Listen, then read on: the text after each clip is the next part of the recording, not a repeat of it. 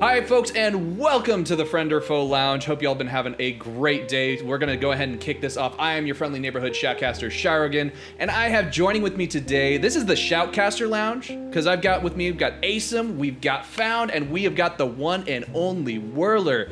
Guys, how are we doing today? I'm honestly, I feel like we're all happy to be here.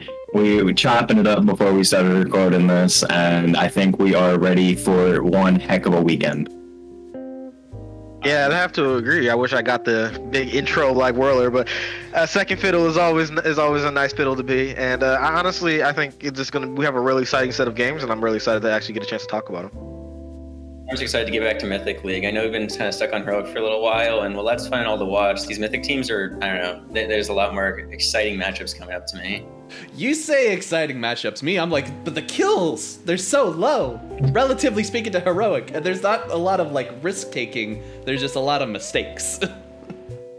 They come down to the Fiestas recently. After I see games crest the 100 kill mark, I think can you please get to the next one? I feel like that's a reference to a game you recently played, but Oh boy. yeah, let's Could be. Yep, could be. Let's just go ahead and hop right into this then. So let's go. We're looking at SGR right now. Let's go ahead and look at Street Smurf's kind of like homegrown team that he kind of built from the ground up. I'm really liking the way these guys have been performing. I think they've done a fantastic job throughout the course of the year. It's just been absolutely ridiculous. Yeah, they definitely exceeded expectations in a lot of ways. I mean, me being avoiding the nepotism, as obviously everyone knows Street Smurf is my boy. But the teams that he's put together here is one of the biggest surprises, especially for their bot lane, Warplaque and Frozen one. These guys, these are probably the best bot lane in the league right now. So I think that him getting those two together and really having them being the leader. I know Frozen's a big leader for their team, so really help put their team together so they can be so strong coming out. Yeah, one of the things for SGR specifically, I think, is that the meta really fits them really well right now. I think all of their players, their comfort picks, are actually champions that are really strong at the moment for the most part. Warplaque's kind of been consistently one of the only players in the tournament I think is really consistently good on these hyper carry AD carries. His Jinx in particular has been really great, and I think that's been head and shoulders above anyone else in the league. So I'd like to see them kind of, experiment with other styles a little more if they're going to be a team next season and everything. But so far for this season, they look like they've got the meta on lock.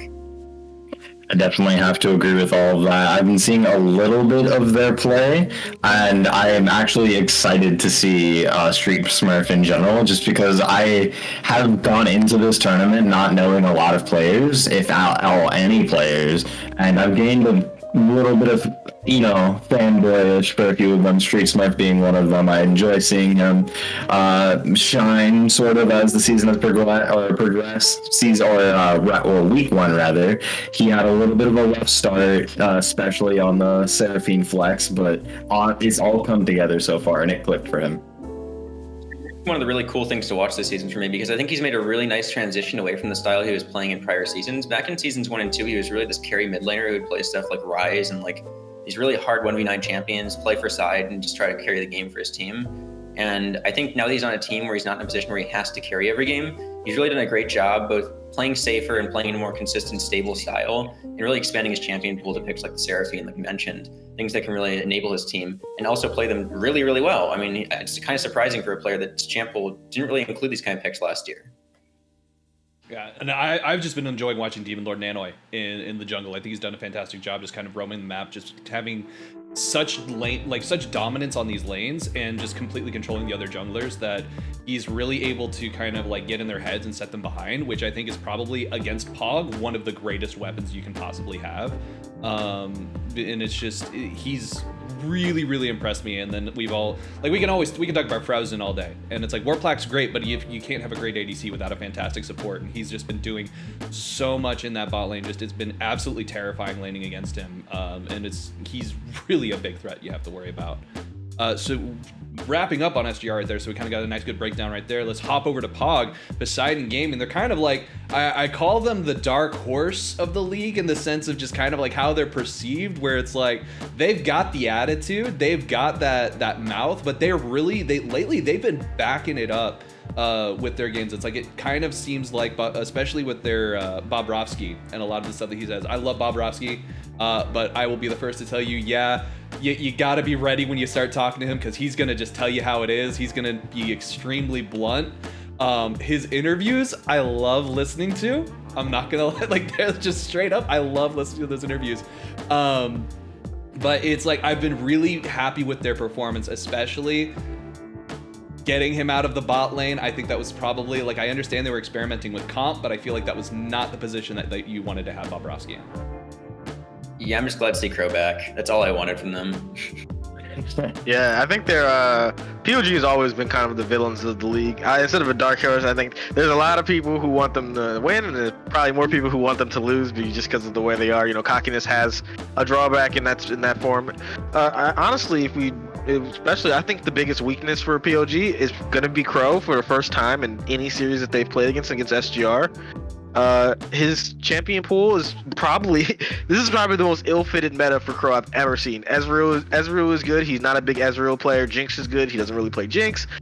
He can't play. I don't think I've ever seen him play Varus. So I believe he played it a couple times this week. So he can't even play the lethality counterpick. So I hope that those Samira fingers are ready, because that's what they're probably going to be looking for, that hard all-in. But yeah, these guys are all really good. And then the weird part about POG is because they're not all evil. It's more of just the Bobrovsky and Bobrovsky and Crow, because Gunsy and Crit and Fat Ecto is like a great guy. If you ever had a conversation with he's a nice guy all around, and he was the big star in their last series also. But yeah, it's weird how two people have turned them into the evil villains that everyone wants to either see fail or sometimes see win. I feel like they brought that on themselves, not gonna lie. I feel like they were just like, you know what, we could be the heels, and they just kind of like, they embraced it, and they use it as part of their whole, because League is not just about playing the game. It's about playing the mind game. It's about memeing your opponent in lane. It's about dropping those emotes. It's like, you gotta, the Ezreal laugh on a constant basis, where you just don't stop hitting Control 4. You make them hate life and hate being in lane and want to get out. I remember that one very vividly. I believe that was Jeff God Gamer, if I remember correctly, who was doing that. It's yes. Just, I wanted to just mute the game, but I had to listen to it. I mean, to return to something that Found said, actually, I think that in addition to Crow's, comfort picks being really out of meta right now, their entire team's, their playstyle really doesn't fit the way the game is kind of meant to be played in this meta in a lot of senses. And I think that's going to be their biggest issue in facing up against SGR. It's just that the way SGR plays the game is much better suited to the meta right now. In addition to Crow's champ pool, right, he tries to lock Xayah and Kai'Sa and Samira into all these awful matchups, and sometimes he can just win through pure skill. But I don't expect against the Warplug and Crows he's going to be able to do that kind of stuff. And then on the other side of it, like Gunsy's playing Diana mid, which, I mean, I'm not a huge fan of. I think that's like, he looks good on it, but it's not a great pick. And then Rumble is like the only thing I've seen him play that I think has consistently been like kind of a power pick in this meta that I think he's good on. But outside of that, just in general, I don't think the team is super well suited to this more slow controlled style that really plays for these hyper carries and plays for the supportive champions in mid lane. And I think it's going to come down to whether Bobrovsky and Crick can really step up, because they're the players in this team who I think actually have the most potential to kind of adapt to this new meta and adapt to the style of play and really enable the rest of their team around them. Just seeing what Bobrovsky's been playing in solo queue and what he's been practicing, it looks like he has his cheddar prepared, because I don't know if they're going to be able to just win like drafting straight up. So he seems like the picks he's looking in, like that Rek'Sai is going to be a big option. The just really getting the equalizer with Rumble is also going to be good. He's very good at those two champions. But if you can expect if they fall behind the Rumble, the Rek'Sai Lee Sin is going to be what he indexes towards. And those are both champions that even if the composition isn't great, you can kind of flip the game on its head. You saw he did it against Tub, where he just popped off to like 8 or 9 kills at the beginning of the game purely because of what the champion does in an early gank setup. And I think that's what they're going to need. And I honestly have faith that they will be able to do that against SGR, because these guys, SGR, as good as they can be, these guys flip that coin way too many times for me to be hard comfortable that they're going to be able to just take a clean series.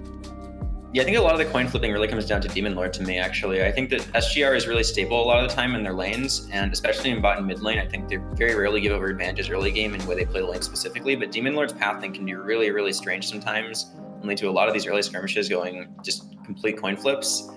And I mean, I think that SGR, specifically in this matchup, right, we want to see POG get early leads because the only way that I think they can realistically beat SGR in this style is going to be just playing full send comps and trying to get ahead early game with Bobrovsky on these early game junglers. Mm-hmm. And the question is really just how good is Street Smurf at neutralizing the lane and mid lane, and how well can Warplac really just win through bot, because I think that is their win condition. Because top lane I expect to be pretty much a complete wash. Honestly, I don't think Crit or Pate are the kind of players that are going to completely just destroy the lane and run it over. Well, I think Crit is better than Hepate, and I think Bobrovsky is probably better than Demon Lord Nanny. Yeah, I know that might be controversial, but at first at one least was a little spicy. But I can agree with you on the Bobrovsky. Like Crit is I know this guy is when he's on, and I think Hepate he makes a lot of laning mistakes that I just don't like to see in a top laner. He's definitely not the pillar of consistency like I feel Crit can be when he chooses to be. Like if both these players play bad, Crit is better at bad than Hepate is. If both these players play good, I think Crit is still better. That medium income is kind of where you're looking more for Hepate, but the top side I think is probably going to be POG favored, even with Street Smurf being in that thing. Because Gunsy is the king of playing champions that aren't good but making them look good. So I think with that type of thing, Street Smurf has always really struggled with champions that he's not prepared for. It's something when he was in season 1 with Atlas season 1, if you pick something that he wasn't ready for or something he hasn't consistently played that matchup, that's how you beat him. And I think that's something Gunsy is actually pretty strong at. So I give the top side probably to PLG in that manner. Yeah, I do agree actually that Crit's probably is stronger at his peak than Hepate, but I think the difference that makes it difficult evaluating them is that Hepate and Crit play very different styles top lane. You know, we've seen Hepate opting for stuff like even like the Ornn, even when it's not super meta right now. And the way he plays top lane generally seems to be just to not lose a lot of the time. It's pretty rare that he'll just like go out and try to smash top lane. So I think that really his job in the series is going to be to neutralize Bobrovsky and Crit and just prevent them from getting advantages on top side, because that limits them really heavily. I don't think Poseidon can play the bot lane in the series, and playing to mid is going to be really strange because I think Street Smurf is going to play a lot of these kind of neutralizing picks like Seraphine, maybe even like a Karma mid. Mm-hmm. So it'll be much more difficult to like really abuse that. So top side's where they're going to have to look, and the question is, can Hepate survive the pressure? And I think he plays picks that could, so it's just going to come out to who shows up on the day in that sense. I pretty much agree with you on that. Yeah. One thing I want to see from this matchup specifically between SGR and POG is Gunsy versus Street Smurf. Those are two, in their own right, very good mid laners for very different reasons. And I want to see which one's able to come out on top in this series.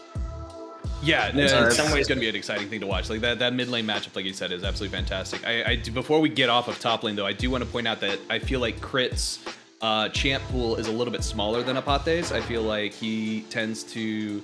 Like he does well playing from a losing lane perspective, in the sense of like, yeah, he's able to not completely feed his lane, but that's because he's probably playing a champ he's not necessarily comfortable on or something like that, because it's been banned out. And I feel like Apate is much better about playing those champs that are a little bit more flexible, and he kind of does play a little bit more risky, and it doesn't always work out in a sense. And it's definitely a little bit more coin flippy, but because of that, I think that could be a really nice wild card in the favor of SGR.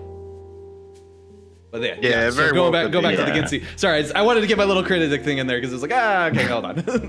Yeah, no, I think talking about Street Smurf and Gunsy is probably going to be really pivotal for the series. For people who know Street Smurf, like his issues are not hidden to the league. He's could be a little bit of a tilter, something that he's done a lot to fix in the last couple seasons. I think he's a lot better at it now than he maybe was in season 2, where it was really egregious. But his champion pool is always he has a champion ocean, but an effective champion pool of like 5 champions that aren't as large and varied as he sometimes can make it seem in the series. I don't expect him to bring out some brave any champions out of his ordinary wheelhouse, or even champions that he used to be known for. Like that Rise is probably not coming out. He used to be very good at Zoe, and that's probably long gone also. So in a matchup specifically where you're literally playing against the cheese master, the cheese head of Gunsy, this is like what he does. He forces Anivia bans constantly. That champion is not good, but if you're good at it, you can make it good.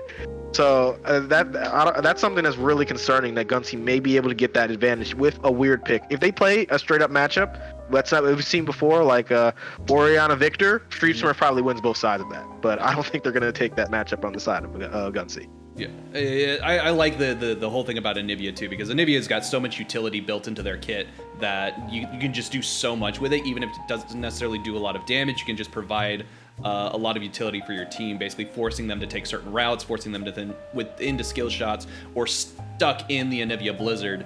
I'd like to see Street Smurf pull out like a Fizz or something like that, just because I feel like that's a champion we haven't seen a lot of. But if you look at his solo queue, he's got kind of a decent amount of play on him, and I think that would be really nice to see him just pull out, just because you've got so much surprise available from a mage assassin in that sense, that it would be really like put Gunsey on his back foot.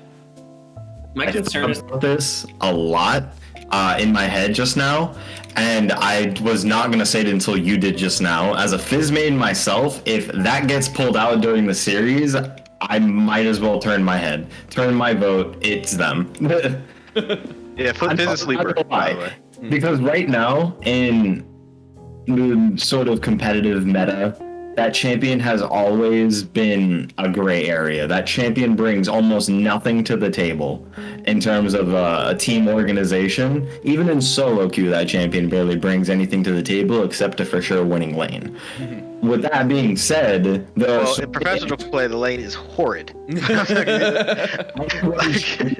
Any range champion is going to win a Fizz matched up 100% of the time in professional play.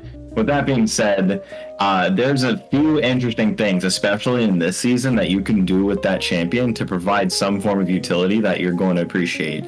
And something Fizz has always brought to the table that is still currently viable, and if not even more now, is his split push. His split push is not the greatest, obviously. You're not going to be LeBlanc in the side lane. You're not going to be a Ryze, canonically, but it's there. His mobility to not only give presence in a side lane, but give presence in a team fight. I want to see a good Fizz in competitive play. If you're looking for AP Assassin, there is one that people have been campaigning about for a long time.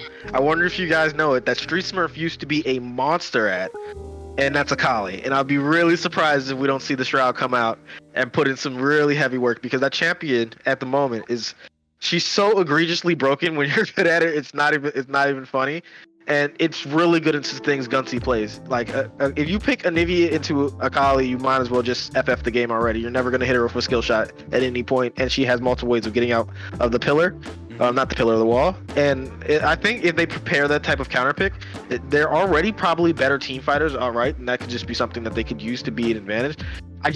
They just need to stop running it so often in the mid game, and that's a big problem with them. Another thing I really like about the Akali pick is that it's pretty versatile in game. It's kind of similar, not completely, but it's similar to the way that Varus can be played, sort of three different champions, as a lethality poke mage, as an on-hit AD carry, and also as an AP sort of burst champion. Assassin. So right, there's all these different styles that Varus can work as, and when you draft it, it's not necessarily locked into any of those styles.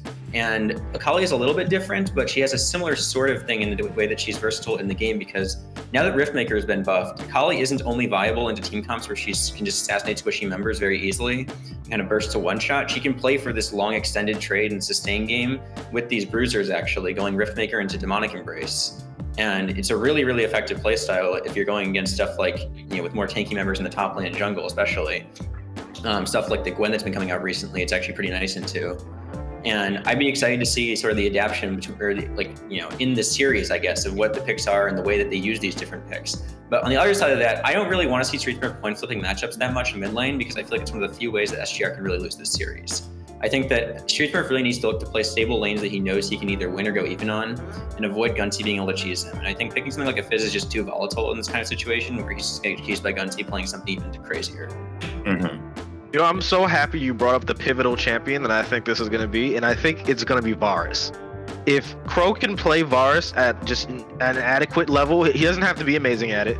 He just needs to be decent. If he can play Poke Varus, then that eliminates the threat of Ezreal, because the Ezreal against Poke Varus is really, really hard, especially until you get that Frozen Heart and get that extra resistance. those resistance to sustain through the poke. If he can pull that out, that is really big for what POG can draft and what they can do, because he really is 380 carry champions in one. And if you can pick him in a matchup where, hey, it's time to go on crits to outdo a Jinx, or it's time to go poke to hit that Ezreal in lane and prevent Ezreal from getting that free lane that people hate, because if he gets those two items super early, then it's basically unplayable to play in the mid game. I think Varus is huge, and I know Crow can play on hit. I don't know if he can play poke or AP, and that's the concern. I just don't think he can, to be honest. That's like, I think if he had the ability to do it, he would have pulled it out already, considering the number of favorable situations that POG has been in to be able to pick lethality Varus. And unless he's been practicing it super hard, like grinding in solo queue coming up to this playoffs match, then I don't imagine he's going to have any chance. He hasn't been. He hasn't, so yeah, I just don't expect it to come out from them as much as I'd like to see them make some sort of adaptation around the bot lane. I think he's going to just lock Kai'Sa and Xayah in every matchup. If he plays Samira, he probably gets bonked. I was gonna say he's probably gonna do something like that for sure. Although this is a best of 5, so that is actually something to kind of bring up, where it's like they will have the opportunity if they want to pull out something a little bit more risky, a little bit more off the beaten path in the sense for a champion that they're not usually playing. I think that would be a good opportunity for Crow to really try playing that poke Varus. He might actually be able to pull it out, might be able to do something of that nature, and it would be ideal to do that early in the series rather than later. But hey, who knows? It's going to be at least 3 games and we'll see something crazy come out, I'm sure. The other challenging thing is that Crow's champion pool can't punish Kog'Maw or Varus at all. There's several free picks in the bot lane for Warplaque that if he just picks them early in the draft, he doesn't have to even worry about getting countered. He can just blind AD carry early if he wants to pick certain stuff, and they can't do anything about it aside from drafting mid lane to counter him. So, Samira's the only one. Samira's a little scary, but like even that, Samira's kind of in a rough spot where if you counter pick support, then it can be very difficult to play the lane. Yeah. And if she doesn't get the advantage in lane, then she's just pretty useless. So I don't know. I wouldn't really hate just seeing SGR like blind Cog Lulu early in the draft, honestly, because I don't feel like they can punish it on POG's side. And if they show the ability to, then you can adapt to that later in the series. You don't have to worry about your game 1. Maybe you just cheese them with that in game 1 though.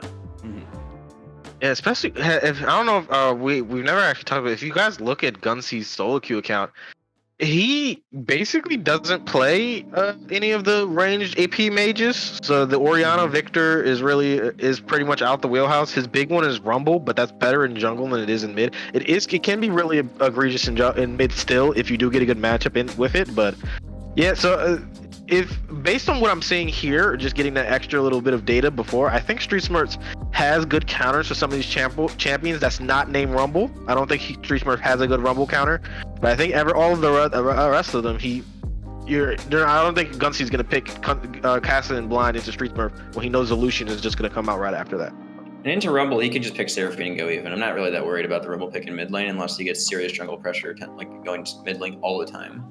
Yeah. So with that, let's kind of talk about this best of 5 situation that we're seeing this, because it's like we briefly mentioned it like at the beginning when we were introducing these 2 teams.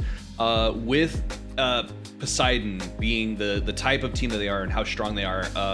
I've played with Bobrovsky before. I've played with like the entirety of POG. I played a little bit with Street Smurf. I think 1 or 2 games randomly, and it's the communication styles are completely different, and it's kind of one of those things where you're definitely in a hockey team if you're playing on Poseidon, where it's like you're like calling shots, everything is like really high intensity, high energy.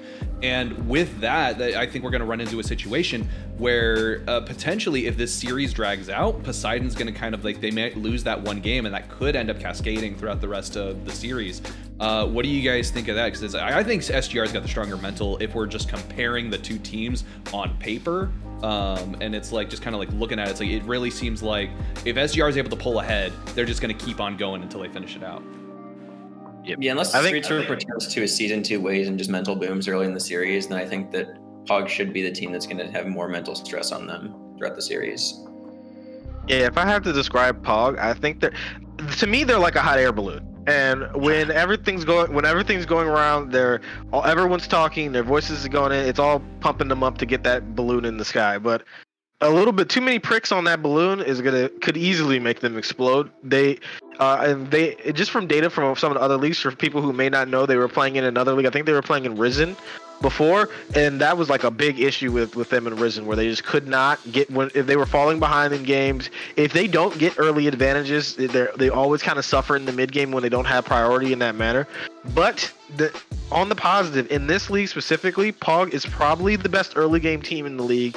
And when they get ahead, it's a stomp. It's not close the majority of the time. They're very good at closing out games. They don't make a lot of throws in the mid game, but it's just that you're just praying every match that Bobrovsky finds that angle or Gunsey finds that angle to get them that in. Because if any of these games go 50 minutes, they don't have it. It might not be something we have to worry about here, but they did have thrown in the mid game quite a bit the later parts of the regular season with their subs in their roster and Bobrovsky playing AD carry. There were a couple of very notable. But that's because they were subs. That wasn't the primary team. You got to keep that in mind. So the question to me is whether bringing in the primary team now has really fully alleviated that problem, or if it's just that's something more fundamental to the way that PUG is approaching the game that was actually causing that, maybe in their comms, the way that they approach the mid game. I'd like to think it's a thing with the subs just not having proper comms in the mid game and just making weird plays, but I just still have flashbacks to that one Gunsey 1v4 until 2v5 until they just ran it 1x1 into SGR. It was crazy. Yeah, they definitely rely way too much on their mechanics a lot. That's something that's Crow's big thing. That's Bobrovsky's thing. They will take a mechanical skill check in opportunities where it's completely unnecessary, and they're just hoping that they outplay. And a lot of times they do. Crow's very good at outplaying. So is Bobrovsky, but it's not uncommon that the two cockiest people on the team also will take those skill checks basically at every opportunity. So. Yeah, it's good. Werler, what do you think, man? For me, unless POG is able to kind of change their ways, as you guys talk about, and are able to have a well-constructed mental, SGR are definitely going to be able to win a best-of-5 series based off mental alone. If we're on paper, because obviously we're not able to predict what's going to happen in each of these games, but if you weigh into account how many different directions these can take it, if you have to look at a team's mental, determining whether or not they're going to be, progressing each game the same way they started game 1, SGR can definitely do it better than POG can. If we go to a game 5, close game, game 4, and it's kind of tilting for both teams, I would give it to SGR every time. Man, I would like to put a quick disclaimer in there. We don't speak French, so we actually don't know everything about how SGR's communication works. They do not speak English in comms the majority of the time. The only person we know about is Raph, who I believe can speak. I don't know if the rest of them can speak English, or is that actually confirmed? Did you guys interview other people other than Raph? We've interviewed a couple of them before. Okay, but they don't speak English in comms, so who knows? They could be raging tilters, and we have no idea. But from what we know at the moment, they definitely don't play tilted when they fall behind and lose.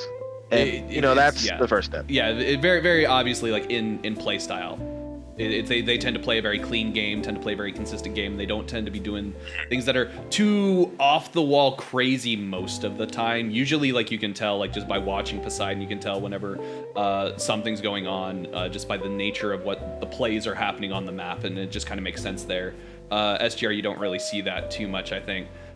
So just kind of with that, it's how do you think this is going to play out? Because for me, I know staff's going to hate me when I say this, but I think this is going to be a full 5-game series, and I think that SGR is going to barely eke out that win. It's Poseidon is going to put up one hell of a fight. I have no doubt these games are going to be dragging on for quite some time, unless it's a super early game league. But I think SGR is just going to have that slight little edge, and they're going to be able to come out on top.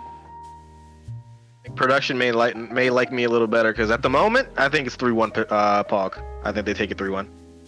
I think that the chasm. I think the chasm in top lane. I just don't think Demon Lord Nanny is going to be good enough to consistently prevent Bobrovsky from getting early advantages. I know Hapate has that big bullet on his back. The target is there for him to just consistently die. He makes laning mistakes too often for me to be comfortable that he's not going to be the one who's going to be exploited. And when it comes to the bot lane, while Crow is a little bit of a wild card, Ecto is not. He is very consistent. You know what you're going to get from him, and even if Crow falls behind, consistently good engages and finding angles that I think Frozen may struggle with in a matchup where Frozen doesn't typically play other supports who match him in that regard. Frozen has been one of the best, and he kind of outdoes basically everyone else he's played against on every other team. I think Ecto can be his match, and I think that Paul, in that case, I just trust Pog's players more, and I think Gunsey is going to throw Street Smurf off his game early and prevent that early, let's say, French wave from waving over my Canadian brothers in Pog, and I think they have it.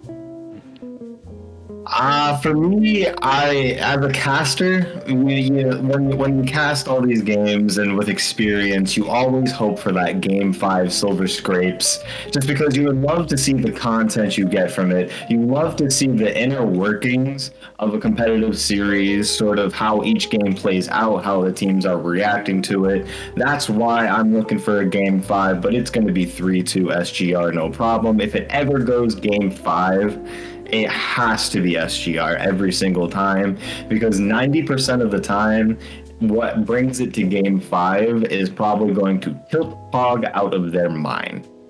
I agree. If it's Game 5, SGR wins it. For once, I guess we got no repeat predictions, because I think it's 3-1 SGR. I think that SGR, I mean, in a best of 5 series, I value consistency above all else, and especially just mental fortitude. And I think despite level of play we might see from both these teams throughout the regular season, that sort of early game aggression that comes out from POG and even the best of 3 series is really something that I think is very difficult to maintain throughout a best of 5. And unless they're able to 3-0 them, I don't think they can actually keep that up throughout the entire series. And even that seems difficult. I just am not convinced that POG can find those kind of early leads against SGR consistently.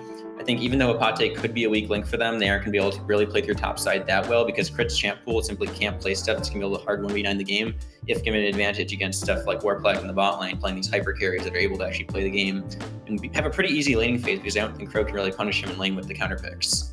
Yeah. Well, I don't think it's Apate. I think it's Demon Lord Danny is the problem. I think Bobrovsky is significantly better than you think Jungler is he's not going to be able to counteract the Bobrovsky. I think that's that's going to be a tough one. Bobrovsky is a fantastic jungler, and it's kind of one of those things where all the praise I was giving to Demon Lord Nanoy, I could probably give it multiple times to Bobrovsky as well, just because it's. Well, Asim said it earlier that like Demon Lord Lanny and his pathing, man. Sometimes this dude just insits so hard in pathing that he just is so massively hard behind. I think I've never seen Bobrovsky do some of the things I've seen. Getting creative and doing oddball things to try and make work. It doesn't always work. I call it inting, so because they have 2 ways of saying the same thing. So it's good. It's good. I did used to be a jungler in this league, and pathing is super important. You can easily be 2 levels behind in a jungle matchup if you mess that up, and Demon Lord Nanny can mess that up hard.